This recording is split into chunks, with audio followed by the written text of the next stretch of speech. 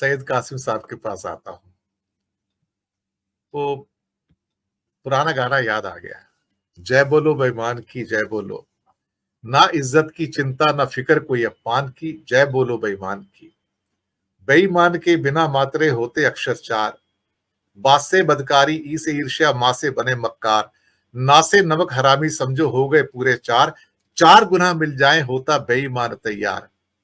क्या कहा जाए साहब, कई साल पहले मनोज कुमार के इस गाने ने वो सारी चीजें हमारे सामने रख दी। और प्रॉब्लम तब होती है, ये सारे बेईमान मक्कार ठग जब हमारे सामने आके हमें नैतिकता की शिक्षा देते हैं ना, तो बड़ा दुख होता है कि देखो ये सारे ठग लोग हमें बता रहे हैं कि नैतिकता क्या होती है, सच्चाई क्या होती है, ईमानदारी क्या होती है। जब इन जैसे लोग कहते हैं कि ये एक एक बेईमान सलाखों के पीछे होगा, और 3 दिन बाद जब अजीत पवार उप मुख्यमंत्री बन जाते हैं, तो समझ में नहीं आता कि शायद इनका राम राज्य अलग है। ये उस राम का राज्य नहीं है, ये राम कोई और है।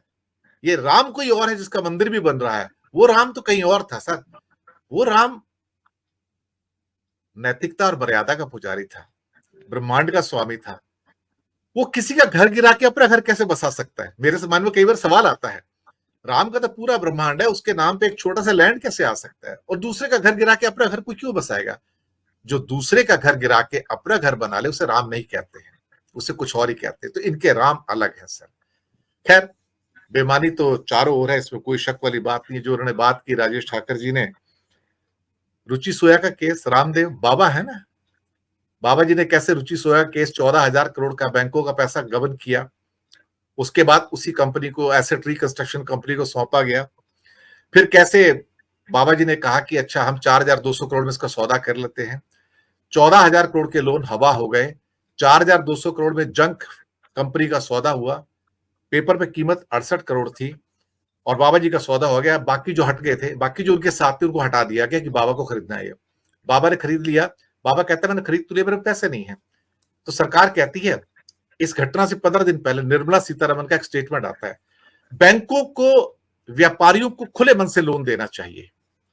और तुरंत इशारा मिल जाता है, स्टेट बैंक का कंसोर्टियम जिसने पहले लोन दिए होते अपने पैसे डुबो चुका है, वो फिर से 4,200 करोड़ रुपए लोन दे देता है। किसको? रामदेव को। वो 4,200 करोड़ का चेक देता है और ये वापस उसको दे देता है कि हाँ ये मैंने पैसे आपको दे दिए पेमेंट के। उसके बाद रामदेव हाथ खड़े करता है, कहता है मैंने फैक्ट्री तो ले ली, चलाऊंगा कैसे, मेरे पास तो पैसे नहीं है। क्लासिक केस है भारत का। तो मुझे पैसे चाहिए, रनिंग वो करंट एक्सपेंडिचर के लिए चाहिए मुझे, फैक्ट्री चलाऊंगा कैसे मुझे? तो मुझके लिए पैसा चाहिए मेरे को। खरीद तो लिया, कितना चाहिए? उसने पूछा कितना चाहिए? बाबा को गिनना नहीं आता। 1,700 करोड़ चाहिए। पंजाब नेशनल बैंक से कहा जाता है कंसोर्टियम बनाओ अपने 5-6 बैंकों का, इनको 1,700 करोड़ और दे दो। सर कभी देखा कि 24 घंटे के अंदर 5,900 करोड़ व्यक्ति उस व्यक्ति को दे दिए गए जिसकी खुद की कंपनी जो 68 करोड़ की है, रुचि सोया को खरीदा जा रहा है, उसके अगेंस्ट में 5,900 करोड़ दिए जा रहे हो। It's a classic case of utter dishonesty, utter fraud on the people of this country sir, Syed Qasim साहब। दिनेश जी बहुत शुक्रिया। और राजेश जी को मैं सुन रहा था, आपने अभी ये जो रामदेव का केस और रुचि सोया का केस बताया, इसको सुना। राजेश जी ने बहुत अच्छी बात की, साथ में ये कहा इन्हें कानून का डर नहीं। अब सवाल ये पैदा होता है किस कानून का डर? पहली बात तो ये, जो कानून का डर उनको सबको है, लेकिन उस कानून के डर में जो रास्ते हैं उनका इस्तेमाल करके वो निकल जाते हैं, क्योंकि कानून ही ऐसा है। देखिए, ये सारा खेल रिपब्लिक का है।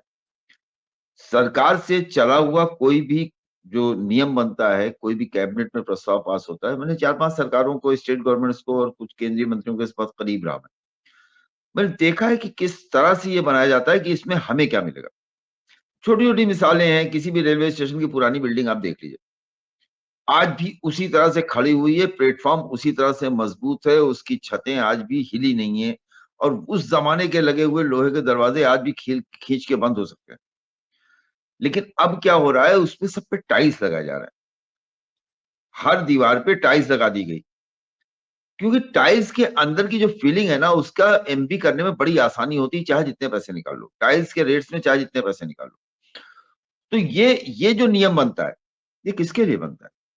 ये रिपब्लिक का खेल। आप को मैं बताऊं, 1985-86 में हमारे एक एमएलए हुआ करते थे, प्रदीप कुमार यादव नाम था। नाम लेना इसलिए जरूरी है कि स्वर्गीय हो गए, लेकिन उनके बच्चे आज भी हैं, और वो लोग भी उन्हीं की तरह है जैसे उनके पिता थे।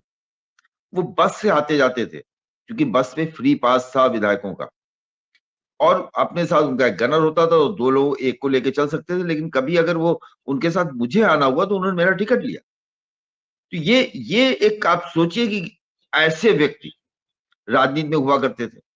फिर चुनाव साहब महंगा हुआ, जब चुनाव महंगा हुआ उसके बाद विधायक निधि आ गई। विधायक निधि आई तो उसके ऐसे रास्ते बनाए गए कि सीडीओ जो है उसके हाथ में सब कुछ होगा, डीएम उसका कस्टोडियन होगा। सारे विधायक सांसद उस निधि के चक्कर में सारे एडमिनिस्ट्रेटिव ऑफिसर्स के अधीन आ गए।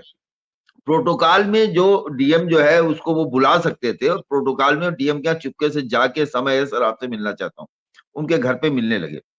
कारण क्या है कि वो जो कमीशन है उसकी देखरेख वहीं से हो रही, क्योंकि विधायक जी के पास तो पैसा आ नहीं रहा सीधा।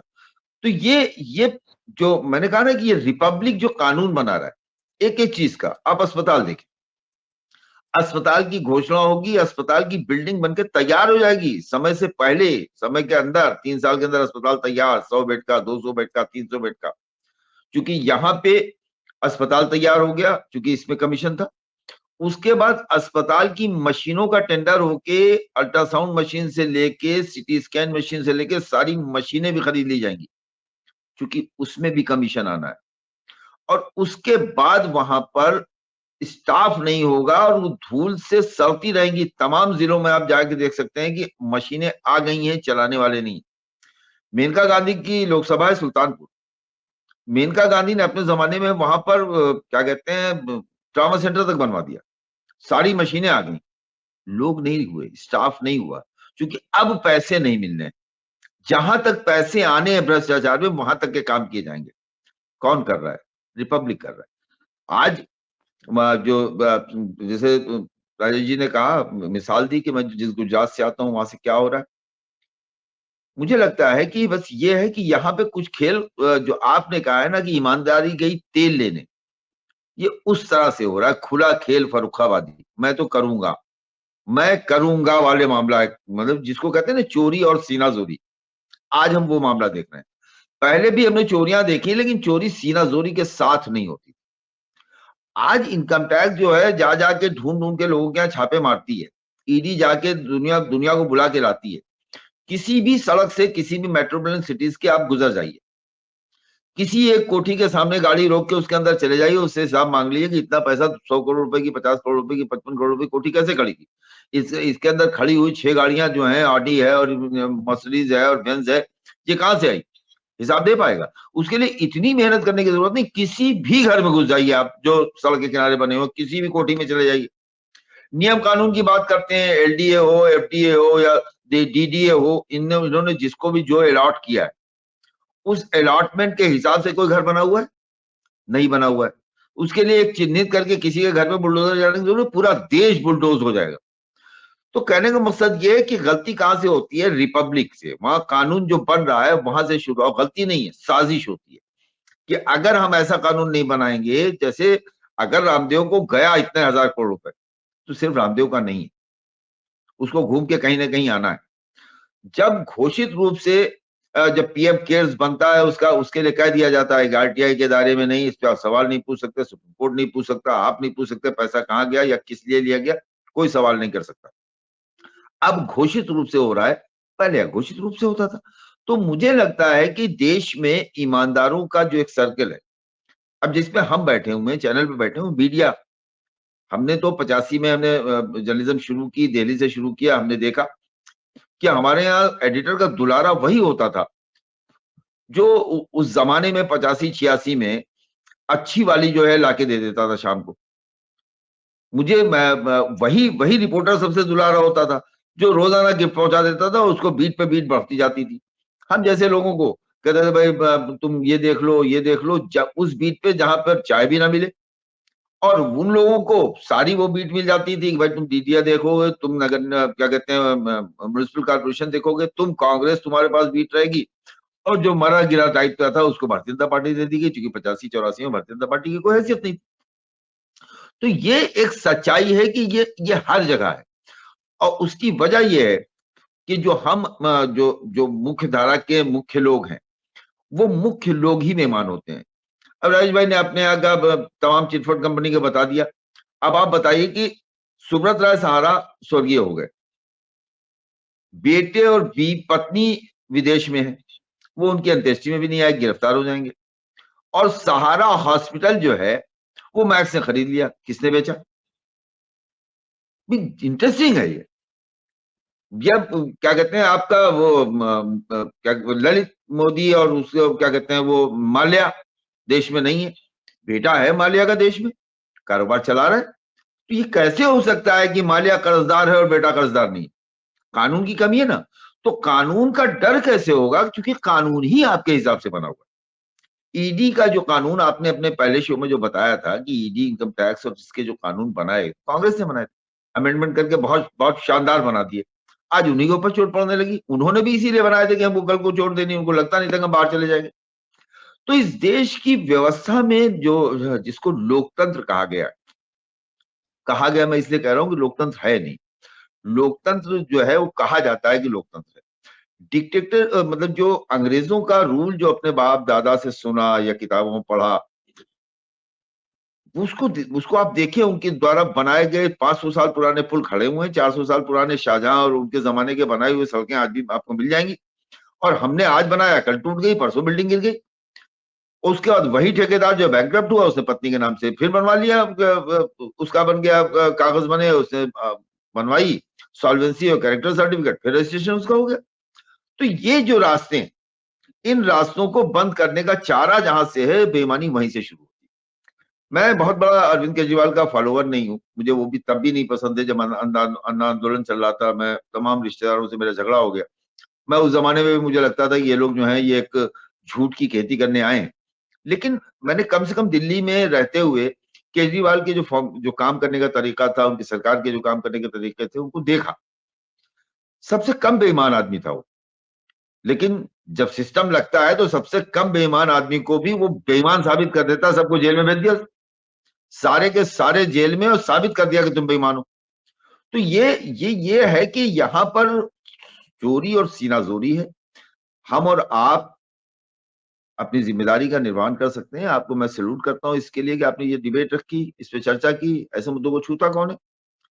व्यूज नहीं आएंगे, व्यूज नहीं आएंगे तो ऐड नहीं आएगा, ऐड नहीं आएगा तो चैनल नहीं चलेगा। तो हम आज हमारे यहाँ क्या कम बेईमानी हो रही है?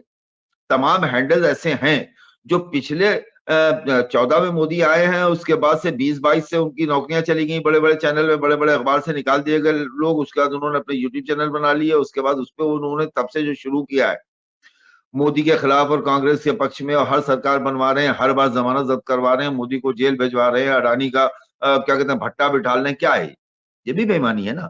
आप अपने पेशे के साथ बेईमानी कर रहे हैं क्योंकि आपको मालूम है ऐसा नहीं हो रहा है, लेकिन आपको दूसरी तरफ से लेना है, भाई यहां से कम मिलेगा, यहां से ज्यादा ले लेंगे। तो ये जो चीज है ये खत्म होती हुई दिखाई नहीं दे रही है। और हम लोग अपने आखिरी उम्र के पड़ाव पे 63 साल की उम्र में, चलिए आपके साथ बैठ के इस पर डिबेट कर लेते हैं, चर्चा कर लेते हैं, बात कर लेते हैं, बातों को कह लेते हैं। लेकिन सच्चाई ये है कि वो वक्त कब आएगा जब इस देश में एक ऐसी व्यवस्था बनेगी कि ऊपर से बेईमानी ना चले। बेईमानी नीचे से ऊपर नहीं जाती, ऊपर से नीचे की तरफ आती है। राजीव गांधी ईमानदार आदमी था, उसने कह दिया कि 15 पैसे पहुंचते हैं। आज के लोग बेईमान है, नहीं कहते हैं कि 15 पैसे पहुंचते हैं। आज के लोग पूरा रख लेते हैं, पहुंचने ही नहीं देते हैं। लेकिन वो ईमानदार था, उसने कह दिया कि भाई ऐसा है कि दिल्ली से चलता है रुपया और 15 पैसे पहुंचते हैं गांव तक। आज तो वो भी नहीं पहुंचते, पूरे का पूरा निकाल लिया जाता है। तो इस सिस्टम को कैसे दुरुस्त किया जाए, ये सिस्टम कैसे बदले, ये वो तब तक संभव नहीं है जब तक आपने अभी एक और मिसाल दी कि हमारे राम वो नहीं।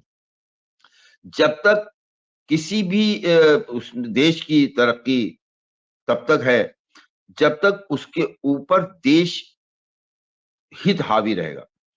और जहां पर देश पे धर्म हावी होता है, वो कोई भी धर्म, धार्मिक व्यक्ति जो है अपनी धार्मिक आस्थाओं की चाशनी में इतना ज्यादा नशे में आ जाता है कि उसको अपने एटीएम से कटे हुए पैसों का मैसेज दिखाई नहीं देता। तो ये एक ऐसी चीज है, और ये जानती है आज की व्यवस्था, ये जानती है कि किस चीज को, किस चाशनी को कब चटाना है और कितनी देर तक इसका असर होगा, कितनी देर तक जनता इस चाशनी में अपना मस्त रहेगी, उसके बाद दूसरी चाशनी उसको दे दी जाएगी। यही हमने देखा है। अपने इतनी उम्र में। पहले भी देखा है, आज भी देख रहे हैं, भविष्य में हमारे बच्चे ना देखें, इसी बात की बस दुआ कर सकते हैं दिनेश जी।